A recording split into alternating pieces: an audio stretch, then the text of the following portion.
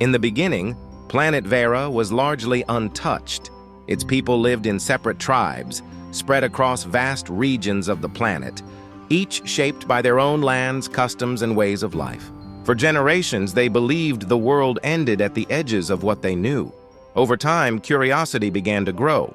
Each tribe, in its own way, felt there had to be more to Veyra than what lay within their borders. Exploration followed. Paths once untraveled were crossed, and distances that had never been measured were finally explored. Weeks turned into months, and in time, the tribes encountered one another. At first, the meetings between tribes were cautious. They had lived apart for so long that even the presence of one another felt unfamiliar. Differences in language, customs, and beliefs created distance, and trust was not given freely. Early encounters were brief. Observations were made more than words exchanged. Each group studied the others, uncertain of their intentions and wary of what these encounters might mean for their own people. But as meetings continued, fear slowly gave way to understanding. Trade began in small ways. Resources exchanged, knowledge shared, paths opened between regions that had once been isolated. What one tribe lacked, another could provide. What one had learned through generations of survival, others found valuable.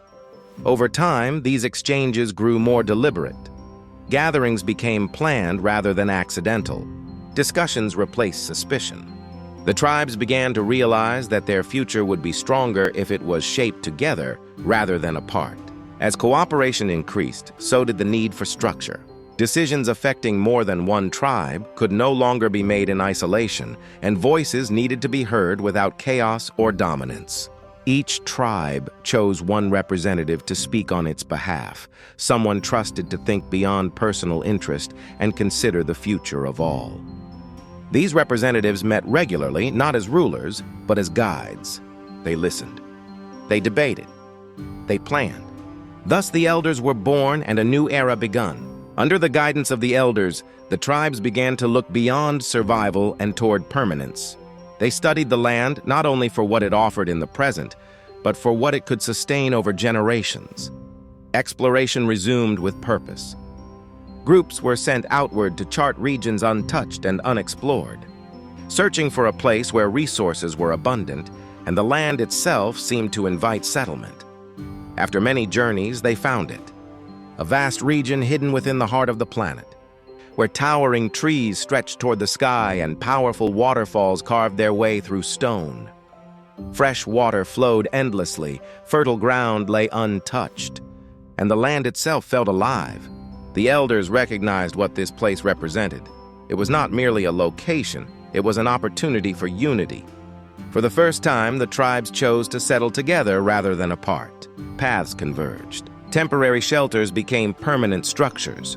What began as shared ground slowly transformed into a growing city, shaped by cooperation rather than dominance. Each tribe contributed what it knew best. Knowledge was shared freely. Innovation accelerated. And with every passing season, the city grew, not as a symbol of power, but as a testament to what could be achieved when division was set aside.